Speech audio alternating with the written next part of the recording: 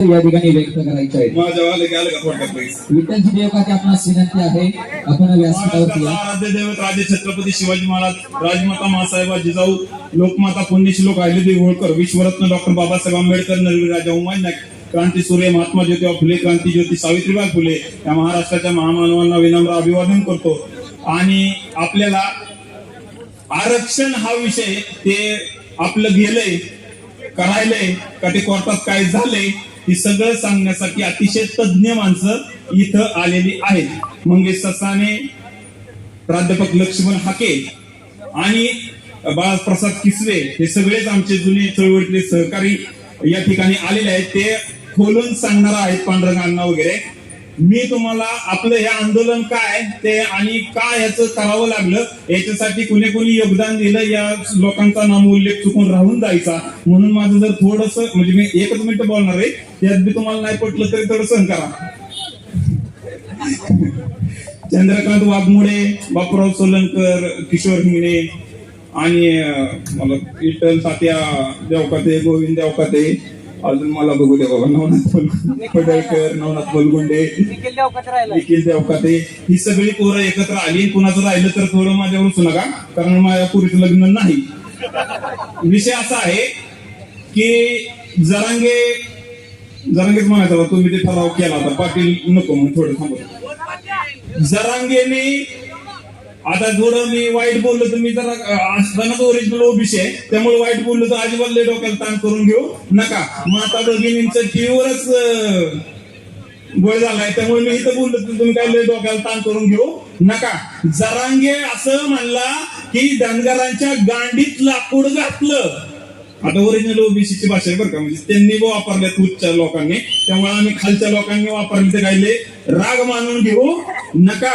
त्याचं ते ऐकलं, पोरं इन्स्पायर झाली, दुसऱ्या लोकांनी उघड्या जीप मध्ये रॅली काढली, झेंडे घेतले, गमजे घातले आणि म्हणला धनगराच्या आईला जमलं. रागीव नाही आम्हाला.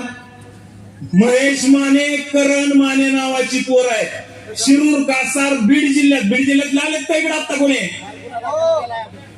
गुन्हा दाखल केला का? बरं केलं त्यांच्यावर. आमच्याकडे कारण आहे साहेब जरा चिडल्यात, आमचं काल कार्यकर्त्यांवर चिडलं होतं म्हणून तिने रात्री 12:30 वाजता नाना पाटलांनी सांगितलं होतं त्यांच्यावर बसा. नाना पाटलांच्या आदेशाने सगळी टीम गेली. टीम गेल्यावर नानांना माघारी आल्यावर सांगितलं, नाना लय अपमान केला त्यांनी. नाना मग जुना नाना स्पॉट तयार झाले, ती म्हणले रात्रीच येतो टू व्हीलर घेऊन.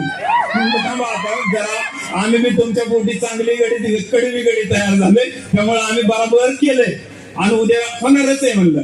मग परत ना ते तिसरा मुद्दा आला त्या कमेंटचा. ही कमेंट लईच घाण आहे, त्यामुळे मी तुम्हाला म्हणून दाखवत नाही. आता शिवाय आपल्या रोज तोंडात येतात म्हणून देऊन टाकलं, त्यांना माघारी देऊन टाकलं.